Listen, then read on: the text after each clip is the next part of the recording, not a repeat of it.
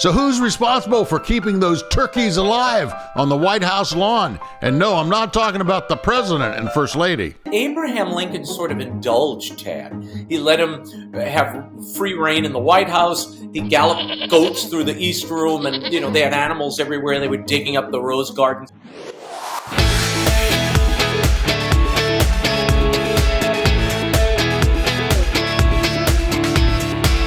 Fox News contributor, EWTN anchor, and best-selling author Raymond Arroyo is my guest today on Contagious Influencers of America, the podcast from the producers of Keep the Faith. I'm David Sams, and he is going to reveal something that I had no idea. I had no idea how these turkeys get pardoned at Thanksgiving time on the White House lawn. It seems to have been a tradition ever since I was a kid. It's like save the turkey. So we're going to find out who's responsible for that, and we're going to talk about Abe Lincoln and those dark days in the White House during the Civil War, and what brought a smile to his face, and that was his son, Tad. And we're going to go under the hood and find out what Raymond is all about, including his best-selling series that's out right now. It's called the Turnabout Tales, and the book, The Magnificent Mischief of Tad Lincoln, part of the Turnabout Tales series. So Raymond will be with us in just a second, but first this. Hi, I'm Jackie Dorman. Are you longing for your soulmate? And maybe you've tried everything and you feel like nothing's working. You've done the online dating, the singles ministry, possibly even the dreaded blind dates set up by well-meaning family and friends. And you're starting to wonder, where are the truly Christian men that want to seek me out for a committed, loving relationship without the head games? Well, I'm here to help. I want you to join me for my free Married in 12 Months challenge, where I am going to show you all the tools you need to step into the love story that God has already written about you. I'm going to teach you about why now is your time, why God wants you married even more than you want to be married, what are the lies that are holding you back, the law of attraction that's biblical, and what are the tools to stepping into that bride that you want to become. So join me at lovestories.com for my free Married in 12 Months challenge, where we'll get you out of the waiting room and into the love story that you've been dreaming of. Join me at lovestories.com. I hope to see you there.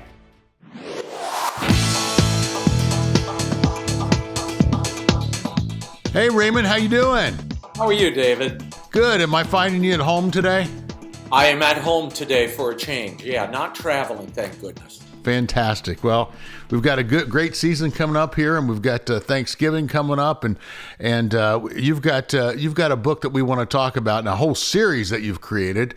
First of all, you've written so many books. You've been on the bestsellers list so many times. How do you find time to write books and everything else that you do in the news business? Well, David, this is my therapy. Other people play golf, or they go bowling, or they do a God knows what. I write books. It's for me, it's reflective. It's a time alone with great lives in this case. I mean, these are great historic figures, some of them overlooked, some of them forgotten.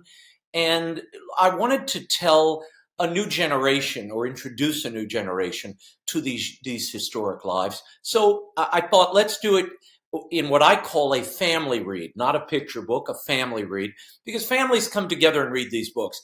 The first one was about Thomas Edison, whose mother really saved him. He was thrown out of school in 8th grade. She homeschooled him. She nurtured and created the greatest inventor of all time. This book, The Magnificent Mischief of Tad Lincoln, is about a son, in many ways saving his father, and in the doing, creating a national tradition that we continue to this day, every holiday season. Well, that's what caught my attention. It's like, how did this pardoning of turkeys even begin? And I mean, it seems to be the one thing we can count on every year coming out of the White House. So, give me the story. Yeah, well, I stumbled on it because I would often cover the Thanksgiving festivities at the White House, but I didn't know where any of this came from. So as I dug back, I realized Tad Lincoln was the youngest son of Abraham Lincoln. He was, in some ways, he would be regarded, I think, as a troubled child. I mean, he had a cleft palate, difficulty speaking. Many of the White House contemporaries of Lincoln said he was a hellion, out of control. And Abraham Lincoln sort of indulged Tad. He let him have free reign in the White House. He galloped goats through the East Room, and, they had animals everywhere. They were digging up the rose gardens. All of that is in the book, which kids love. As I've been reading it to kids at different schools, they love that part of the story. What I didn't realize is when Willie, which was the middle son of Abraham Lincoln, died, Tad Lincoln and Abraham Lincoln become inseparable. They travel together, all the major speeches Tad accompanies his father to. They are really very close throughout this period. And that same year, 1863, that they shared together was so momentous because that's the year the Emancipation Proclamation is signed. It's the year that this holiday tradition happens at the White House between the relationship among father and son, Abe Lincoln and Tad Lincoln. And it's also the year that Abraham Lincoln declares Thanksgiving a national holiday. And he did that for a particular reason. And it was really about forgiveness and mercy, and he wanting to see that extended among citizens to promote unity. And if we ever need that message at any time in our history, David, it's now. Thanksgiving was seen as a season of mercy. And the story I tell in the book is how a father and son's relationship embodied that, became the emblem of that. And the tradition we continue to this day is really a monument to their love and affection and their sense of mercy and forgiveness toward each other and the people around them. You know, you don't very often hear about the special needs children of the White House. So Tad was born with a cleft palate. So what else did you find out about his unique set of needs? Well, he wasn't much at schooling. I mean, we know from Lincoln's writings, private writings, diaries, that Tad had difficulty reading. They tried to bring tutors in. It just didn't really work. So he wasn't school educated or book educated, but they sort of let him play and have free reign. As I said, he was with his father all the time. And one of the key things, and we touch on this in the book, at that time during the Civil War, you have to remember Lincoln's always depicted as this kind of depressed figure who's, bearing the weight of the broken country on his shoulders. What we often don't see is the other side of Lincoln. And, I made my illustrator, I said, Jackie, whatever we do, I want to see the smiling Lincoln that is talked about in some of the historical accounts. Whenever his son was around, whenever Tad was around, they say Lincoln was often reduced to neighing laughter, and he'd, bend over at the hips and just, keep laughing. But I think Tad was allowed the free rein because Tad Lincoln represented for Abraham Lincoln a touchstone of normalcy. He was a moment of joy in the midst of a day that you can imagine was surrounded by bloodshed, tragedy, sad news. And yet there was this child who was this kind of little ball of excitement and fun and joy and promise of what lie on the other side of that war, on the other side of what he was fighting. And I think that's the lesson to me anyway. As a father, as I read this, I thought it's really important that we allow children not only to be children, but to be close to us every day, because they have something that we need and we have something they need. And that togetherness often heals all wounds. And this is really, it's about a father and a son. It's about that love and how important it is and how it can not only heal a family, but a nation to this day. So let's talk about you a little bit here. Tell me a little bit about your childhood and where you come from. Well, I live in New Orleans now. I'm a child of New Orleans. I'm here today. I guess part of why I'm drawn to these historic figures is because in New Orleans, we so cherish our history and our traditions. There are things we do every year, whether that's, St. Joseph's Day or Mardi Gras or all of those, the festivities and public life is really important. And we do all of that together. So I'm sort of drawn to why we do the things we do. And in this case, Thanksgiving, this annual White House tradition that Tad Lincoln created and his father abetted, that continues to this day, fascinated me. I think it'll fascinate families. And it's a great way to kind of introduce the holidays to children, the meaning of these holidays, and reinforce these historic figures that we took for granted. Look, Turnabout Tales, and I know this in my own life, I'm sure in yours too, David. In our young lives, we are often confronted with challenges. And we have a motto for Turnabout Tales, and it is challenges faced, decisions made, history turned. And that really is what happens in all of our lives. And I think it's important for young people to know, not only today, but in the annals of history and in the past, people confronted challenges, and often those obstacles were the portals, the doorways to the great adults that these people were meant to be, and that those challenges often furnish you with that opportunity. And I've been amazed at the young people who sort of get that inherently by going through these stories. They understand it. And that's a big part of why I wanted to do the series. And like I said, growing up as a child from a place with a lot of history and traditions, it's important to perpetuate them and let the next generation know why we do what we do. So tell me about a challenge that you faced when you were a young teen, let's say, or a young person that had a major impact on you and changed the life that God had in front of you. David, when I was a young kid, I'm thinking like third grade, fourth grade, I was a bit of a loner. I had a very strong imaginative life. But I wasn't a kid who was out, on the sports field every day. I mean, I played sports. I wasn't very good at a lot of them. But there was a teacher I had in grade school, and I often credit him, Brother Rayfield. I went to a school here in City Park in New Orleans, and he would, and I guess it's part of why I do what I do. He would read us mysteries in the afternoon. But Ellery Queen Mystery, which is a series nobody ever remembers anymore. But Ellery Queen they were a mystery writing team in the 40s, 30s. He would read us these little mysteries, and then he'd stop when the body hit the ground. Okay, so the mystery was hanging in the air and it was unsolved. And he'd close the book, he'd put it on the end of his desk, and he'd say, "Gentlemen, if you'd like to find out what happened, the book is here." And we would elbow each other, to get to the front to try to get your hands on that book. That really inculcated a love of literature for me, stories, and fed my imagination. I think that set me on the path of not only language, but the ability to shape ideas and hearts using language and words. So, I mean, that's a point where you have a decision to make. What are you going to do? Are you going to go? And I was always a class clown. So this was a way of kind of channeling that energy in a positive direction, set me down a path. I went into the theater. I studied the classics. I did theater on the West End and in New York and around the country. And in many ways, it's the same thing. I'm telling stories. It's just a different platform, a different faculty. Yeah, I can so relate. I had a teacher somewhat similar. Gary Lowell was his name, and he was my English and theater teacher. And I had teachers that told me I'd never amount to anything because I didn't. One was my algebra teacher. I'm like, what do I need algebra for?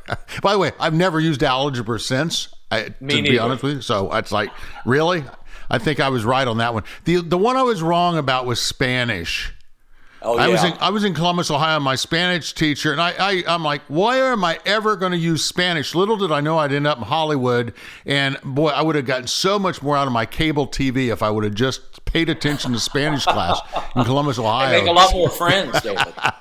But it was that one teacher, Gary Lowell, who gave me the opportunity to, in my senior year, to star in a senior play, and that turned my life around. Because I was like you, I was a fat little kid who. I went out for the high school football because I was a big kid, and the problem of it is I had no speed. So the rest of the team would shower and go home, and I was still running the track.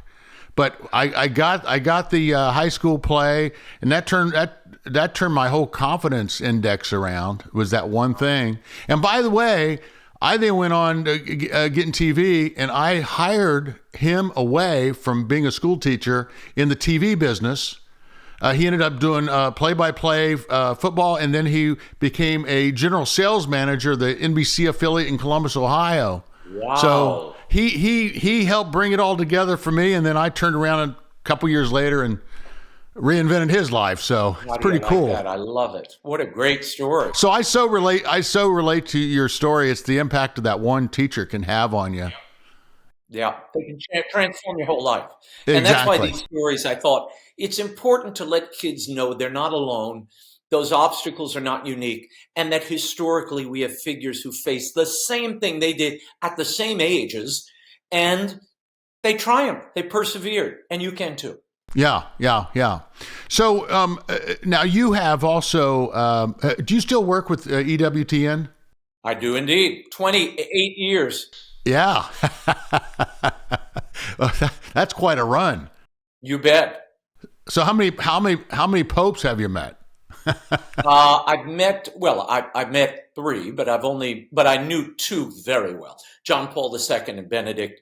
I was very close to. I mean, I would have lunch with them. I'd see them every time I went to Rome. So it was a very personal relationship. Pope Francis, I do not know. I met him in passing, but not of any consequence. And I don't know him at all. So what's it like sitting down and having lunch with the Pope?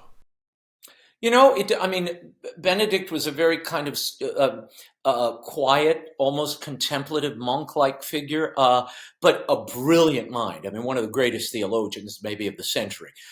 Perceptive, a kind of very dry, fun sense of humor that he had. So he would ask very precise questions, but he was not a talker or garrulous. John Paul II, Karol Wojtyła, was very, he was the actor. He would hold forth. He'd have a table full of people and, kind of go around the table and probe you and challenge you. And, he was playful and fun and serious, but he was basically using all these people who would come around his table as like a focus group to see what was happening in various parts of the world. It's how he kept an outsider's perspective on what was happening in society at large and the church at large. So both incredible men. I mean, to have known them, to have been that close to them, was a gift. Yeah. A gift for me. So how do you, when you walk into the culture of Fox versus EWTN, first of all, do you change ties? Do you change? I mean, that's not on some days. Some days, if you watch one and the other, you'll see the same outfit. Yeah, I just run from one thing to the other. Yeah, not always costume changes are necessary. So how did you mentally go from hey, you know what, I love the EWTN deal and I love the people here. At the same time, I feel a calling for a bigger bullhorn with Fox. How did you sort of prepare mind wise to have those two on your plate at the same time? Well, there was no mind adjustment needed. I mean, I'm a storyteller. That's what I do. Whether I'm reporting facts or I'm reporting fiction or I'm reporting, historic lives. To me, it's all the same challenge. How do you frame the story? How do you communicate it in an exciting fashion in a short period of time? And what's the point you want to make here? I mean, it's the same challenge. Obviously, we're covering slightly different things, but it's all journalism to me. It's all reportage of facts and new information you've discovered. So, I interview world leaders and I cover world events and cultural events at EWTN as I do at Fox. So, it's a slightly different vertical, and certainly the platform is vastly different. But what I'm doing is essentially the same. I mean, whether I'm doing this I have a Christmas album coming out, David, called Christmas Merry and Bright. That to me is just the same part of the extension of what I do. I'm telling a story, except now you got 20 pieces and, you got to hopefully stay on pitch and hit the right notes at the end and stay with the band. So it's a different challenge, but to me, it's the same impetus and the same goal. You have a Christmas album coming out. I do indeed. So don't laugh. You haven't heard it yet. Pretty good. So you got to give us some of the music that we can feature on the show when we're doing these features with you. Okay. We'll do it next time. I'll come back for Christmas. No, it's 20 pieces We took Kevin Costco, who orchestrated and arranged The Greatest Showman and The Dark Knight and Jungle Book and The Lion King. Kevin did all of our arrangements. They are classic Yuletide and Christmas carols. But we kind of jazzed them up a bit. I mean, it's a big band treatment. There are some tender, sweet songs too, but the vast majority of them are big band takes on songs you thought you knew. I like this work. I did a deep dive into all of these Christmas songs, and I discovered we either misunderstood these songs or have been doing them wrong for a long time. So I thought, let this guide not only our orchestrations, but the entire approach to the songs. And it gives them a new life. It certainly gives them a new sense of urgency. And I think we flattened out so many of these songs. I mean, Hark the Herald Angels Sing. How many times have you heard deadly choirs sing, Hark the Herald Angels Sing? This is the worst rendition of this song you could possibly do. So we bring the drama back to it, and hopefully a sense of urgency. And all that does is enrich the point of the song. And it's the whole point of Christmas. So on your album, what's your favorite song that you do? I think Hark the Herald Angels, and our treatment of Jingle Bells is darn good, because there's a backstory. I won't bore you with it, but it's not quite what you think, that song. I'll leave it there. That's called a cliffhanger. But yeah, that's good. We have a bit. I Heard the Bells, which is one of my favorite songs. Beautiful, beautiful song. A Wadsworth poem that was set to music. The backstory to that is really incredible. And we have a nice, pretty rendition of that here too. So that's going to be, when we have this up, that's going to be our breaking news graphic, your Christmas album.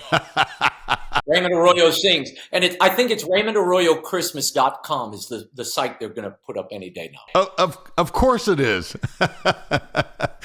So getting back to storytelling a minute, because, we're always telling our listeners, your story matters. And we even have an 800 line where people call in with their story. And, our show is all about combining stories with music, which makes us uniquely different. But I'd like for you to tell, from your perspective, a listener who's listening right now who thinks, you know what, I just kind of blend in with the world. My story doesn't matter. I don't matter. But God gives each one of us a unique story, and I'd like for you to talk a little bit about that, about how you discovered yours, and then I would like for you to encourage this one person right now listening why their story does matter. Yeah, well, every story matters because every life matters, and you weren't randomly created. You were created with a purpose and a calling and a gift and a mission. And I think people lose sight of that sometimes in the stress of life, in the hustle and bustle of life. I mean, you mentioned EWT, and I worked with Mother Angelica very closely, wrote her biography. And here was a girl, abandoned by her father at 5 years old, crippled, bad heart, didn't finish high school. Yet this is the instrument chosen to create what is today the largest religious media empire on the planet. She brought hope to millions of people while she was alive, and even in eternity continues to do that. In fact, more people are being reached now than when she was alive. So, God doesn't make mistakes, and his economy is different from our perception of it. I mean, it's part of the reason I wanted to do these Turnabout Tales, because it shows you, when I look at the panoply of these stories I'm dealing with, Tad Lincoln had a cleft palate and couldn't speak very well, was kind of shunned because of that.